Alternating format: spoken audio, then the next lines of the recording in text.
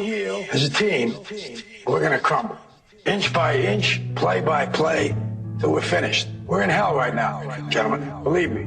And we can stay here, get the shit kicked out of us, or we can fight our way back into the light. We can climb out of hell. 1 inch at a time. You know, when you get old in life, things get taken from you. I mean, that's part of life. But you only learn that when you start losing stuff. You find out life's this game of inches. So is football. Because in either game, life or football, the margin for error is so small. I mean, 1/2 a step too late or too early, and you don't quite make it. 1/2 second too slow, too fast, you don't quite catch it. The inches we need are everywhere around us. They're in every break of the game, every minute, every second. On this team, we fight for that inch. On this team, we tear ourselves and everyone else around us to pieces for that inch. We claw our fingernails for that inch. Because we know when we add up all those inches, that's going to make the fucking difference between winning and losing. Between living and dying. I'll tell you this, in any fight, it's the guy who's willing to die who's going to win that inch. And I know if I'm going to have any life anymore, it's because I'm still willing to fight and die for that inch. Because that's what living is. There's 6 inches in front of your face. Now, I can't make you do it. You got to look at the guy next to you. Look into his eyes. Now, I think you're going to see a guy who will go that inch with you. You're going to see a guy who will sacrifice himself for this team because he knows when it comes down to it, you're going to do the same for him. That's a team, gentlemen. And either we heal now as a team, or we will die as individuals. Ideas are bulletproof. Hey guys, welcome to the show. I'm your host, Popeye.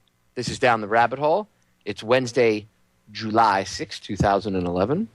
Thank you for joining me today.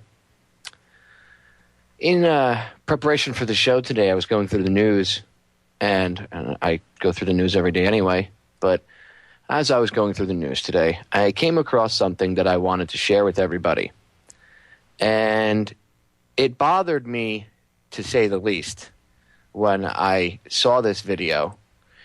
It was a video, Mox News, he's a YouTube truther, I guess you could call him, on YouTube. He's more of a, I wouldn't call him a truther, I'd call him more of an alternative media outlet.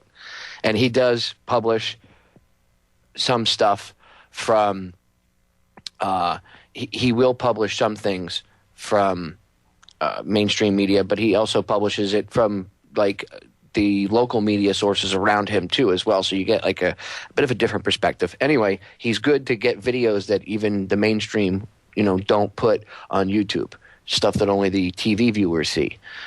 And he puts it on YouTube. Great channel. Anyway, I was going through and I saw a piece from MSNBC about how TSA, of course, now this is TSA. This isn't even, they didn't say Homeland Security, although we know that TSA works for Homeland Security.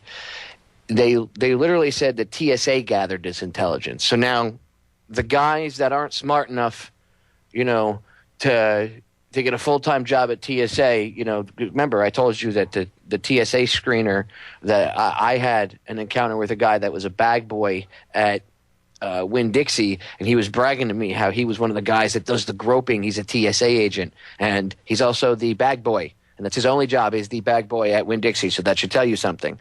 So now these people are intelligence gathering, okay? And according to the intelligence gathering people over at TSA, they're saying that they have chatter. I don't know how the hell TSA has access to quote-unquote chatter, but internet chatter saying that the terrorists are now talking about surgically implanting bombs into people's bodies to get them on board an airplane. Now, I want you to think of the absurdity of that lie, okay? The terrorists are surgically implanting bombs. Anybody that knows anything about surgery knows that you cannot put something that is not made to go into the body. And when I say that, I mean implants like surgical steel. The implants that you get put in you are made out of surgical grade steel. The same thing like if you went and got a body piercing. That stuff's made out of surgical grade steel, and people have a reaction to that. Now, can you imagine putting explosives, PETN explosives, military-grade explosives? First of all, how did Al-Qaeda get their hands on military-grade explosives? But that's another story in itself, CIA. But they're going to take these explosives and sew them in their bodies. Really? Really? Does anybody really believe this? Come on. Do you see the absurdity of this? They're going to stick explosives in their bodies. They wouldn't heal. The human body rejects stuff as it is, and it's put inside of a clean surgical environment, inside of a sterile hospital with award-winning surgeons. And we're supposed to believe some bunch of ragtag douchebags in a cave is doing this? Come on, people. Al-Qaeda is not like Cobra from G.I. Joe, in the 80s. They don't have this huge mountain base where they launch attacks from. I mean, this is ridiculous. And this kind of crap comes out from the TSA's mouth every time they do something like molest a 95-year-old woman who's going home to die, and she's wearing an adult diaper, and they strip search her and check the diaper and totally screw with her dignity. And for what? For what? They get nothing. Absolutely nothing. Except intimidation, fear. I mean, even the Nazis didn't have the balls to do this kind of thing. You didn't see them taking the old people, the old German people, and feeling them up. I mean, and they did some terrible things. They certainly didn't have TSA. I mean, even Hitler would look at the TSA and be like, damn. For real. Now they're the DHS, the Gestapo, telling people, oh, you better spy on your neighbors.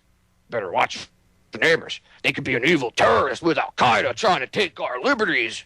I mean, come on. People, wake the hell up. Pull your head from your rear ends. For real. This is ridiculous. Al-Qaeda. You get the boogeyman hiding under the bed. Ooh, better be careful. Bin Laden's going to come get you. Now we killed Bin Laden. Who's the next boogeyman? Ooh. Look at their reaction. Soon as they killed Bin Laden, what did they say? Look at their reaction to it. Everybody was like, cool. We can bounce. We can get out of here. War on terror is over. Nope. War on terror is not over. We're most certainly going to get attacked again. Come on. It's ridiculous. Yeah, Patrick, you're right. In the chat room, Patrick put, it's crap. It's a plot to sell scanners. Exactly. One of the biggest people that goes out and talks about it on the news is Chertoff, and he just happens to have, a financial stake in the game. Come on. I don't buy it. I don't believe it. I think it's all BS. This is kabuki theater. Every time the TSA gets caught doing something and violating people and the public gets outraged, within the next couple of days, there's always some BS. Oh, they're going to blow stuff up. The underwear bomber, this, that, the other thing. There's always some new. And, of course, they say, well, we don't have a threat. We don't have a, they didn't say anything in particular. In fact, here, I'll play part of the clip from MSNBC. Listen to this. All right. We're following some new warnings from TSA, some breaking news out of there about terrorist threats aboard U.S.-bound planes. Pete Williams put this in perspective. TSA TSA new warnings out this morning. What's it about? Right. TSA has advised the operators of airlines that fly into the U.S. and the operators of airports overseas that handle those flights that they've discovered intelligence of a discussion among terrorists of surgically implanting fully made explosive devices or explosive components into passengers that are flying into the U.S. Now, they stress that they haven't detected any actual plots, no imminent threat, but they say this is intelligence they've developed based on what they call discussions among terrorists. All right, guys, I'll let you stew on that while we go to break. We'll be right back, and I'll pick up this conversation on the other side of the break. Stay tuned. Go check out Orion's new network page, OrionTalkRadio.com. Then I sobered up and realized they were mistreating me. I stumbled out my bed and tried my best to gain some sense of it. The reasons for the cover-up, the reasons for the censorship. Now I realize that Uncle Sam was not befriending me. He was only using me to be friends with the enemy. A presidential terrorist. Ain't that a contradiction? I guess it goes to show the truth is stranger than fiction. But they don't even show the truth when soldiers are missing. I'm only trying to show the truth. We're not gonna take it. No, we ain't gonna take it. We're not gonna take it anymore.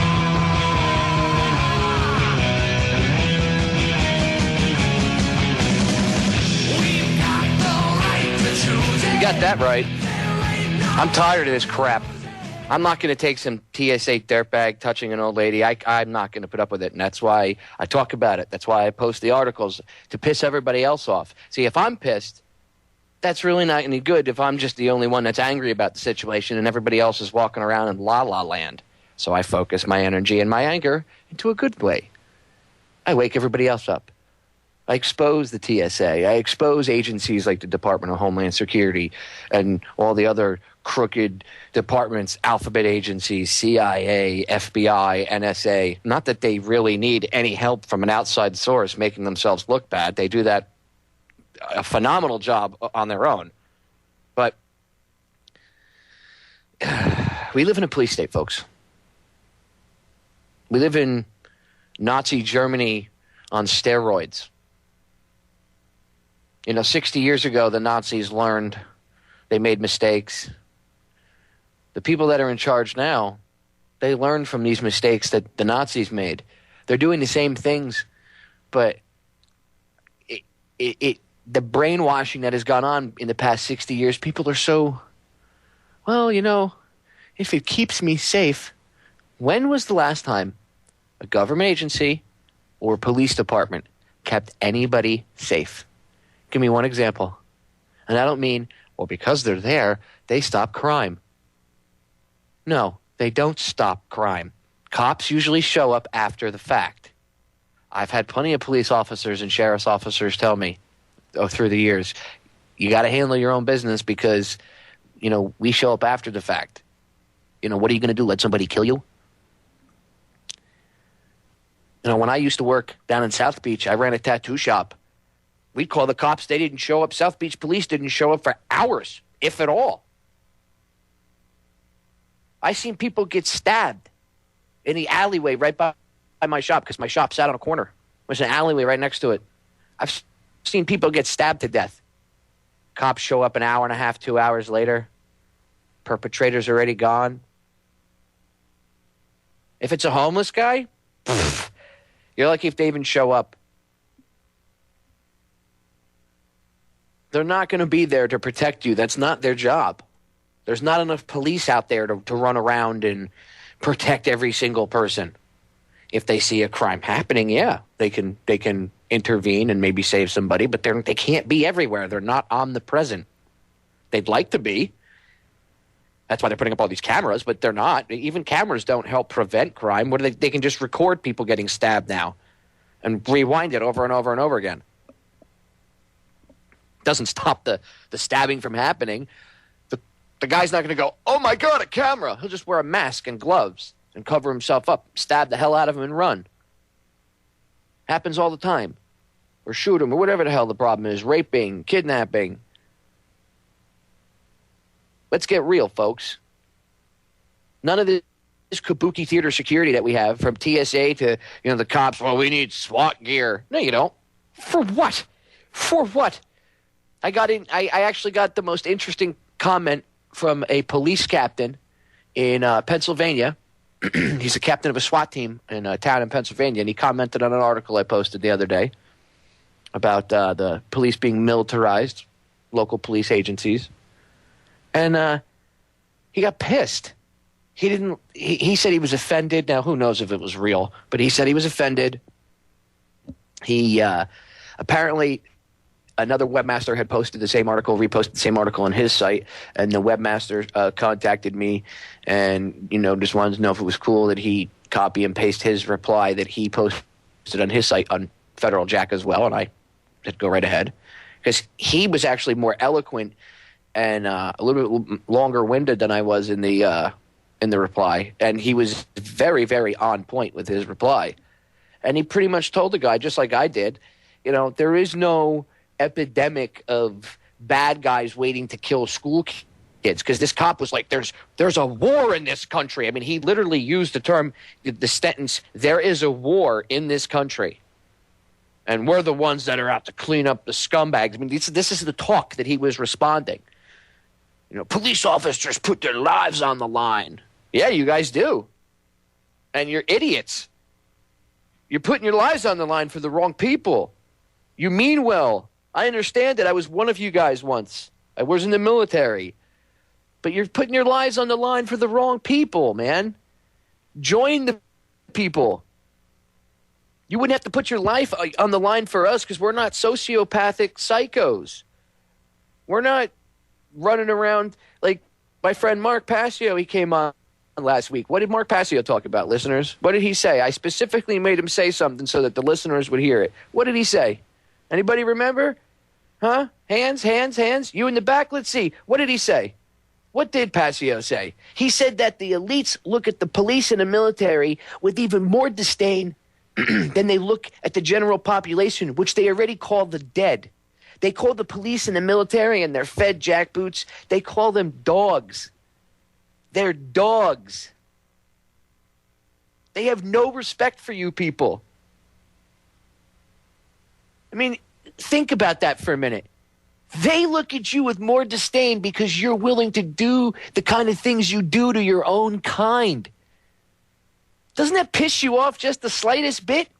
That you're being used against your own kind, which are not going to forget it. And there are people that are going to, karma is an MFer. Okay, so now you have all this going against you, and the people that are supposedly backing you and taking care of you call you dogs and don't care about you and actually look at you with disdain because you're willing to oppress your own kind without a second's thought, without using your brain. So they train you to be a friggin' robot, and then they make fun of you behind your back for it. And they have nothing but disdain for you. That's horrible. That should piss you people off.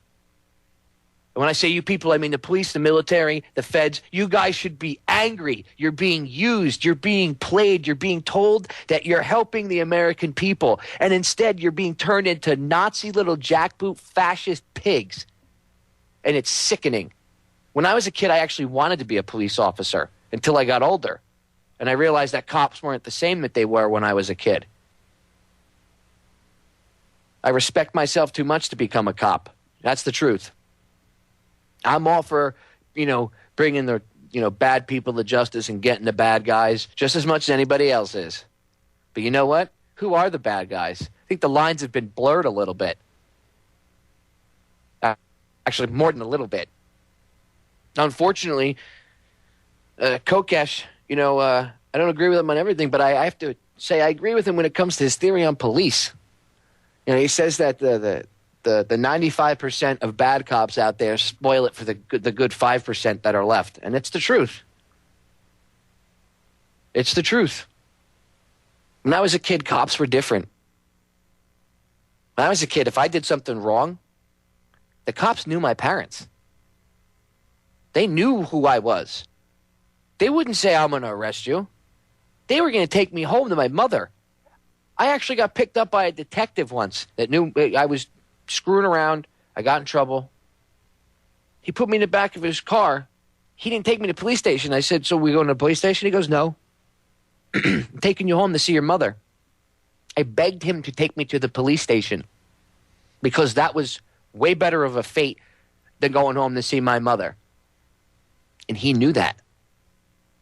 So he took me home. Nowadays, it's different. Now you get the parents actually calling the cops, come take my kid away. What a difference 20, 25 years makes. Shame. It's a damn shame. We'll be right back, guys. We're going to break.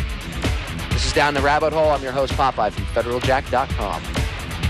Go check out the new website for the network, OrionTalkRadio.com.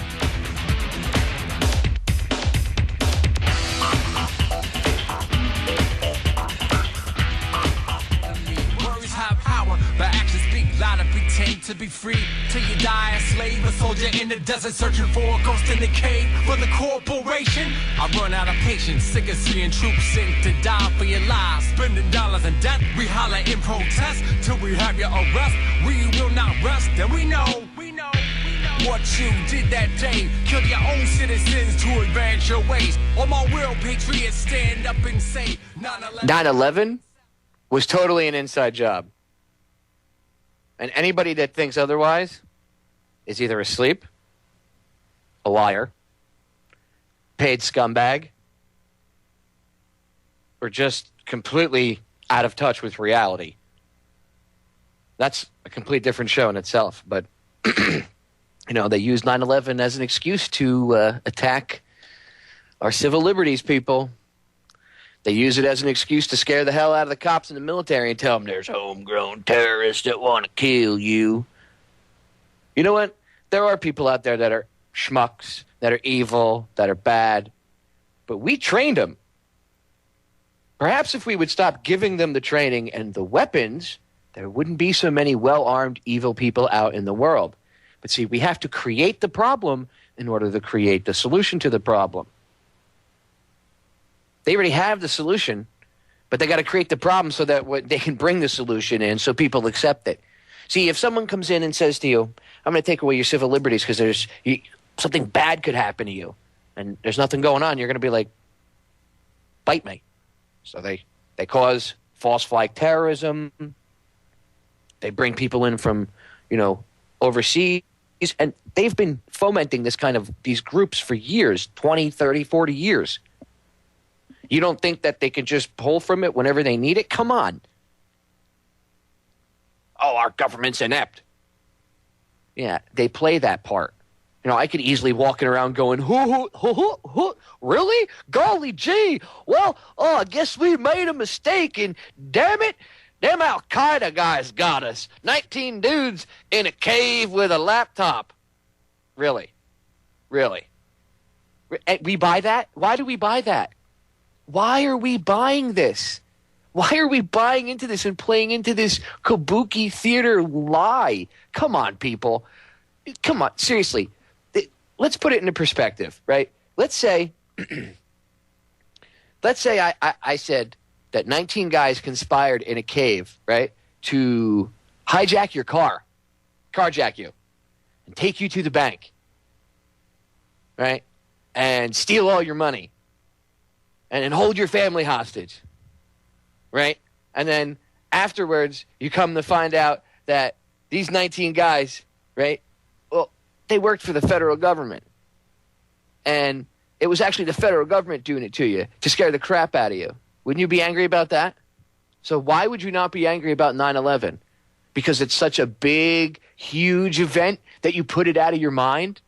What I mean by that, I'm addressing the people that say to me, oh, who cares about 9/11? It happened 10 years ago. Well, you would care if those 19 guys or one guy or 10 guys or whatever, 3 guys came and hijacked your car, carjacked you, took you to the ATM, and then stole all your money and then, kept you hostage in your house and everything else. If it personally affected you like that with your family, your house, and your wallet, yeah, then it would be a big deal. Well, 9/11 does affect you with your family, your house, and your wallet. Just in a larger way, on a larger, grander scale. But it's so gradual, the goddamn frogs in the pot are all just chilling out. When you boil a lobster, you can't throw the lobster into boiling water. I mean, you can. I mean, you do, and it screams. Ah! You could do that to us, but some of us would revolt. So what would be easier? Just like with the frogs. Keep the frogs in because the frogs will hop the hell out. That's the problem with the frogs. You could take a lobster and chuck the lobster in it. It screams and it's done. The other lobsters don't know what's going on. Frogs, you try to throw a bunch of frogs into boiling water, the frogs are going to stick the middle finger up at you and hop out. They're not stupid. They know something's up. You want to be the lobster? You want to be the boiling, slow-boiling frog? Because what's happening right now is we're the frogs. Pretty soon they're just going to start throwing us in like lobsters. They're not even going to care. They're just going to be like, oh, death camp, mass grave, prison facility, army labor camp. And no, this isn't crazy talk. This is reality, people. This is where it starts with them feeling your kids up. If you're willing to let somebody feel up your 6-year-old daughter, you're not too far off from letting them put the kid in an oven or a gas chamber or shooting him in the back of the head and off into a mass grave or carrying him off and doing God knows what with them. Get some balls. What happened to the men of this country? Really, what is wrong with you people? Get a set of cojones and stand up. Because if you don't, we're going to be in that dystopian Orwellian nightmare that I was just discussing.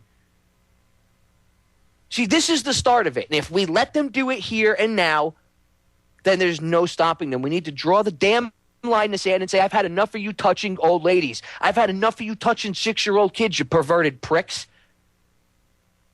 What happens if the country, instead of listening and saying, okay, I want to fly, how about if everybody in the whole country did what Texas is doing and went to their state capitals all at once? Can you imagine if 50 states all at once, their state capitals got rocked by just thousands of people and said, no, we're not doing this anymore. We're tired of it. You got to stand up. You got to raise your fist in the air. You got to scream. You got to get mad. You got to get pissed off. You got to get up off your fat rear ends and you got to do something. Because pretty soon they're going to be dragging you out of your damn houses and shooting you in the friggin' head in the friggin' streets. You don't think it's possible? 5 years ago, if I told you they would be molesting your kid at the airport, you would have told me I was friggin' nuts. And now look at it. And no one's doing a damn thing, and that's why I'm angry, because no one's getting up and saying enough is enough. You got 1 or 2 people. Where the hell's the whole country? Where the hell are the rest of you people? Where the hell are the men in this country? Seriously, I'm going to address every man in this country that hasn't expressed anger towards this. You have no balls. And if you watched your wife or your kid get felt up by TSA, you're a scumbag. You don't say nothing, you're a turd. You didn't protect your kid. You didn't protect your wife.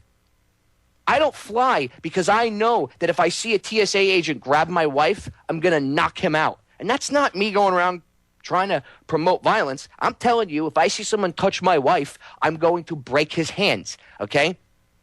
That's what I mean. Because I am a man, and I don't tolerate that crap. I won't put up with somebody just randomly touching my wife. That doesn't fly with me. I see someone randomly touching my friend's wife. Same thing's going to happen. I'm going to snap an arm off. I don't care who you are. I'm a police officer. Doesn't matter. You don't have the right to manhandle people, smash a woman's face into a sound barrier on the highway, and all the other crap they do, tase the crap out of people. Where's your humanity? What would happen if it was your wife or your kid? Then it's a different story, right? Because I've seen things happen to cops' kids, and they get all fired up. They get in the other cop's face. What the hell you doing? That's my son. Well, now you know how the people feel when you do it to them. Cops training to take on civilians. They're the enemy. What the hell is wrong with you people? Where's your oath? I take my oath I took to the Constitution for real and serious. I've had friends die defending that damn oath. And you people can't even get the cojones to stand up and back up the oath here in the States. I got friends that got killed in foreign countries for BS because they thought they were defending that oath. And you guys can't even stop the TSA scumbags from feeling up some little old lady. Sheriffs, it's time to get your balls out of your wife's purse and go out to these airports and start arresting these scumbags. You guys have power over the feds. You are the ultimate power in your county. Get your balls out of your wife's purse, put your shield on, and go out to the damn airport and start doing your jobs. We need people to defend this country, not sell it out to these globalist pieces of crap. I'm fired the F up. I'm tired of this country being sold out by scumbags. You people take an oath to defend this country. You wear that badge like it's, you walk around like it's your power. You forget where your power comes from. You forget the hand that feeds you. The true hand that feeds you. You serve the fake, mysterious boogeyman hand that tells you that, ooh, Bin Laden's going to get you. Ooh, the civilians want to take you out because nobody likes cops. You ever wonder why so many people have an attitude with cops? Because they see videos of you idiots beating the crap out of innocent people instead of going and dragging the CEOs of Goldman Sachs out and beating the crap out of them. That's who you should be tasing. We're going to break. We'll be right back. The reasons for the cover-ups, the reasons for the censorship. Now I realize that Uncle Sam was not befriending me. He was only using me to be friends with the enemy. A presidential terrorist. Ain't that a contradiction? I guess it goes to show the truth is stranger than fiction. But they don't even show the truth when soldiers are missing. I'm only trying to show the truth.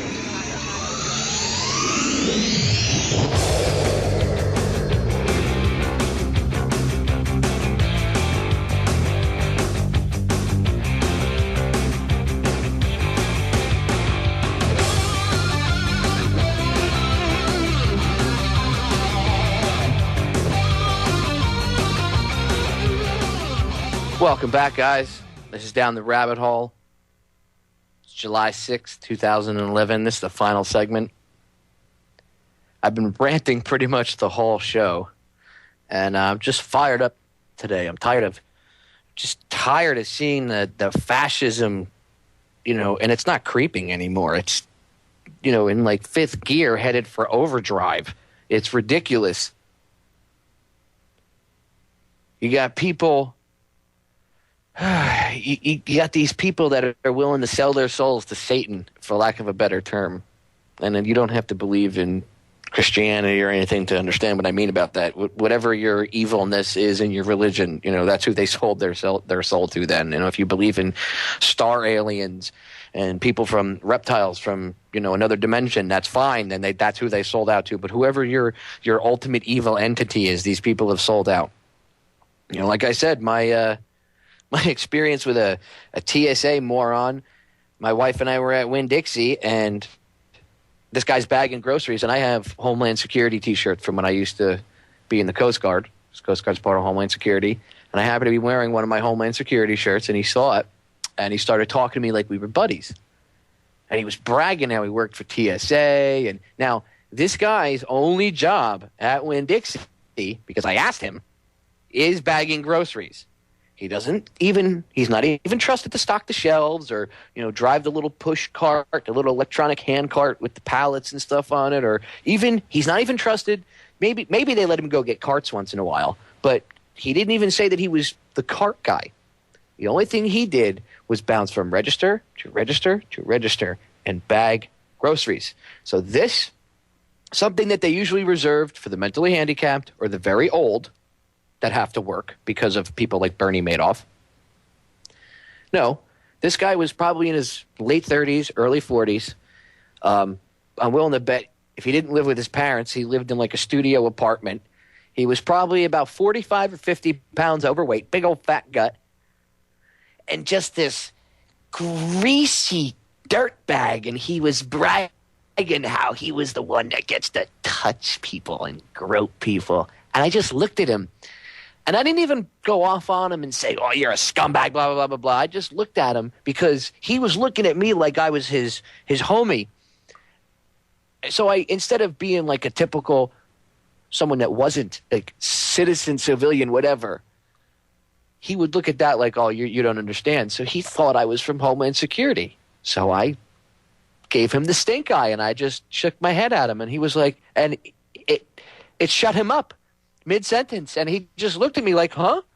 And I just looked at him, and shook my head like, you sad, sad loser. And I grabbed my bags and I walked out because I said more with the look and with the shake of the head than I needed to with creating a scene. And even my wife picked up on it and she laughed at the guy as we walked away. I mean, that's how pathetic. They can't get good people. They can't get somebody that maybe went to college to be a TSA agent anymore. You know, when I first got out of the military in the end of 2003, it was different. The TSA agents, a lot of them were ex-military guys, retired cops, people that cared. I mean, TSA security was still a pain in the butt, but they weren't doing the stuff they're doing now. The people that they got doing this stuff now are pretty much completely new people. And it's already been, exposed that they were firing people left and right. People that got fired from TSA came out and said, hey, look, I got fired because I said I objected to patting people down and physically groping people. So they fired me. It's been happening all over the place. There are people in society that are sellout scumbags, and those are the people that get hired. Those are the people that are attracted to jobs like that. The DHS and TSA will hire these people. Just because you and the rest of society thinks that these people are scumbags, those are like the perfect candidates for government. A lot of times they put people – I saw a woman that had a job with DHS. I'm not sure exactly what her job was, but she was driving around in a DHS truck and everything. And I got to chat her up for a minute. And somebody I know knows her. And after she left, they told me she got that job. And one of the reasons – or I should say how she got that job was one of the reasons was she was on welfare for so long. She kept applying and applying and applying and applying for government jobs. So finally, one day, DHS just hired her. And this is happening a lot. They're getting people that have been on welfare forever. And when I say welfare, I don't mean because of the economy now. I mean people that sat on their rear ends for the past 15 years on welfare, okay, and did nothing and contributed nothing to society. People that are fat and lazy and losers, the kind of people that cut you off in traffic and don't even bother to use a blinker. They cause accidents. They don't care. Those kind of people. We all know who I'm talking about, okay? And they come in every color, race, creed, religion, doesn't matter. They're the losers of society, the scum that floats to the bottom. Well, that's who these people hire. That's who they're hiring to do these jobs because nobody else in society would do that. No half-wit thinking person would even do that. I know mental people. I shouldn't say mental retards because people get offended when that, but whatever. I don't really care. People that are mentally retarded or have learning disabilities or whatever the hell you want to call it, okay? I'm not making fun of them, but people like that, even they understand that's bad. They groped the 29-year-old guy. He's got the brains of a 2-year-old because he's disabled mentally. And he was screaming, strange man touch, strange man touch. He knows. He knows that that's wrong.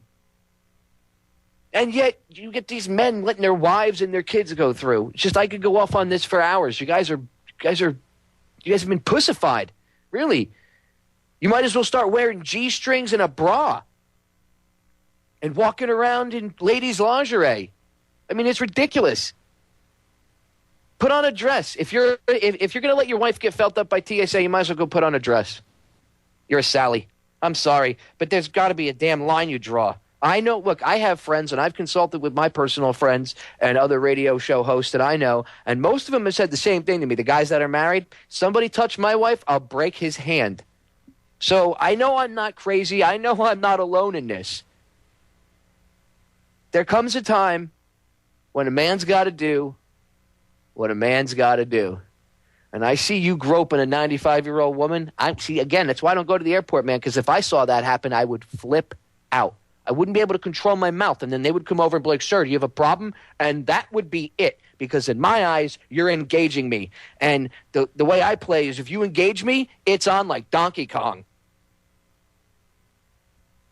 I have a mouth, and sometimes it gets a little out of hand. My mouth tries to – I don't have a filter between my brain and my mouth. It just flows right out. And sometimes when things like that happen – not sometimes. I know what's going to happen. It's going to escalate the situation. Long story short, Popeye will be doing his show from a jail cell on a cell phone or a payphone. So it's not going to happen. I shy away from flying. I drive if I have to travel somewhere. And I used to take the train, but now they've ruined that because now they have all these, Viper teams. And, of course, now, Bin Laden died, and within 8 hours of Bin Laden being, quote-unquote, killed, right, now that they killed the boogeyman, all of a sudden it's, they want to blow up trains on September 11th. How convenient. That corridor right there is one of the most heavily traveled corridor from Boston to New York and from Boston all the way down to D.C. It's one of the most heavily traveled train corridors in all of the United States. And that just happens to be where all these threats are being labeled at, right? Well, these terrorists are smart, Popeye. They want to kill us for our freedoms. Well, they shouldn't want to kill us anymore. We don't have any freedom. Al-Qaeda and the rest of these schmucks should be, running around doing the Irish jig. Hey, we got them. Woohoo! We screwed the Americans real well. We got their dumbass government and politicians to take away all their freedoms. So Al-Qaeda shouldn't have a problem with us anymore. We don't have freedom. We don't have freedom to do anything in this country anymore. They want to make it a friggin' felony to embed a YouTube video. So Al-Qaeda won. War on terror over. Al-Qaeda, Taliban won, huh? Ridiculous. I got to give up my freedom for my security. Really? Last time I checked, everybody that ever did that didn't work out too well for them. Me? I'll keep my liberty. I'm not worried about giving up my freedoms for security. I don't need somebody to protect me. I can take care of my damn self. I know how to use a weapon. I know how to fight hand-to-hand combat. I can take care of my damn self. I don't need somebody to take care of me.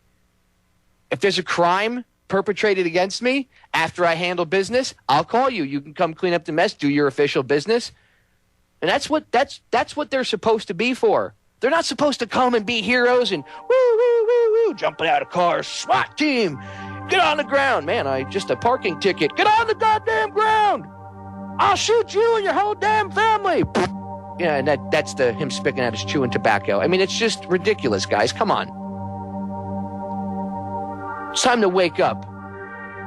For any of the feds, cops, or military that hear this broadcast, go check out Oath Keepers, guys. Feel free to email me, info@federaljack.com. I'm here. I'll be back Friday, guys. 10 p.m. to 11 p.m. Eastern Standard Time. I'll see you there.